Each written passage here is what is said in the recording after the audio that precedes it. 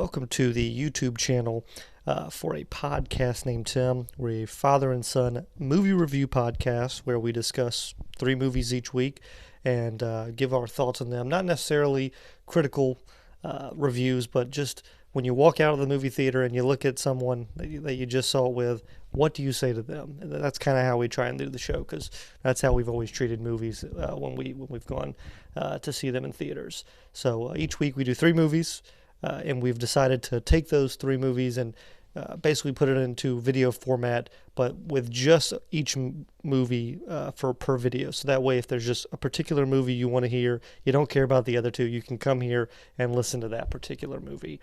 We're available everywhere podcasts are. So that means iTunes, Stitcher, Spotify, Castbox, etc. You can check those out. I have them listed in the description below. If you want to subscribe there, please leave us a rating and review, and of course subscribe to the YouTube channel so that we can, hopefully get this out to people, and we hope that you like it. So please let us know your thoughts on the show. Today's particular clip show, if you will, or video, is going to be on from episode 2 of our podcast entitled "A Pint at the Winchester." We're going to be discussing the 1980s film Sleepaway Camp. So we hope you enjoy our thoughts on Sleepaway Camp. Thank you. Well, I have very positive things to say about the movie you asked me to watch, Sleepaway Camp, 1983, if I remember correctly. Slasher film, very different genre. And I loved it. I thought it was excellent. It was the right amount of campiness, excellent creative deaths. I mean, you had someone die by beehive. You had someone die by insertion of hot object into private areas. You had someone die by boiling water. You had an arrow through a chest. You had a decapitation. You had someone get hit by a boat.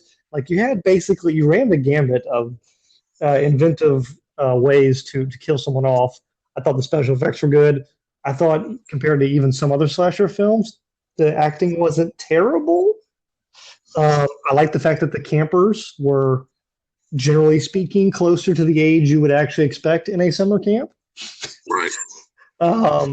Did you recognize anyone in it?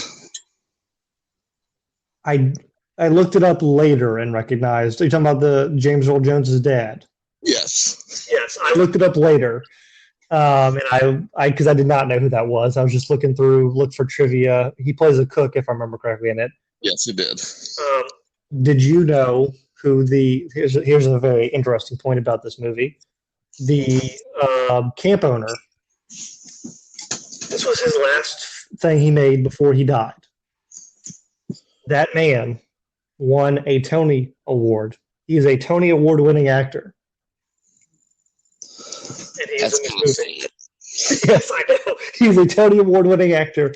I forgot what it was for. I think he was he wasn't the leading man. I think he was co-starring in one.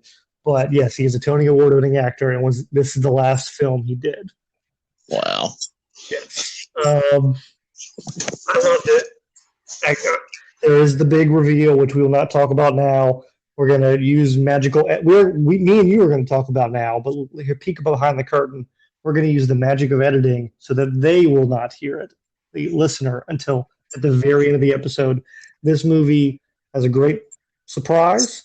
It has. It had a theme of social things, a big social topic that I did not remember from when I watched it back in the 80s.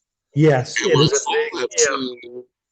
I was like, wait a minute. Well, and I'm not even talking about the scene, the reveal. I'm talking about before that. Okay, well, I'm interested to talk to you about that thing because I don't remember which one you're talking about. The relationship was. Oh, okay. I was like, I must have just went right over top of that in the 80s and never even thought about it. Yeah, well, this movie has earned the right to keep it spoiler free. So again, if you want to hear the spoilers, we will put it at the very, very end of the episode if you want to hear that. Okay, so spoilers. This is the spoiler section. If you do not want to hear any spoilers, they're about to happen. Spoilers for Sleepaway Camp. So here's my only issue with this movie. Yes. Um, it was a little confusing as far as some of the family dynamics. And I'm not talking about the reveal.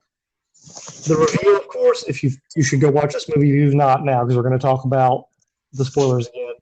The reveal is that Angela, who is the killer, is actually a boy and was her brother, not the sister that survived the death in the beginning of the movie. Right. Did not see that. I mean, I knew something was coming, and I thought it might be that, but I thought it would be for a different reason. Like it would be he had conjured it up in his mind that he needed to be his sister. I didn't think we were going to get the thing that makes sense to me was the aunt and why she was in there, and she was the one forcing him to be the Angela, and then I didn't get if she had a relationship with the gay lover. Like it didn't make sense. Like, why does it matter that the dad is gay to the narrative of the story? Right, exactly. I mean, yeah, I certainly didn't either. Yeah, I don't understand the family dynamic at all. It just I didn't know why that was in there, why it mattered.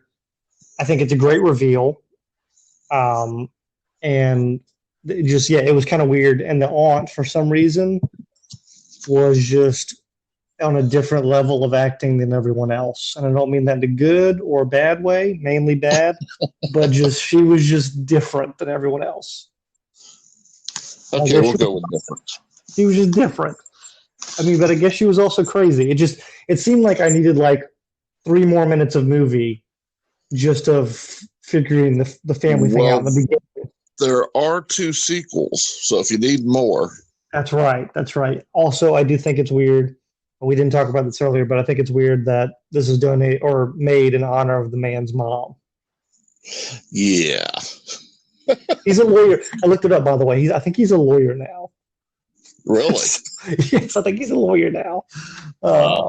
Yeah, so there you go.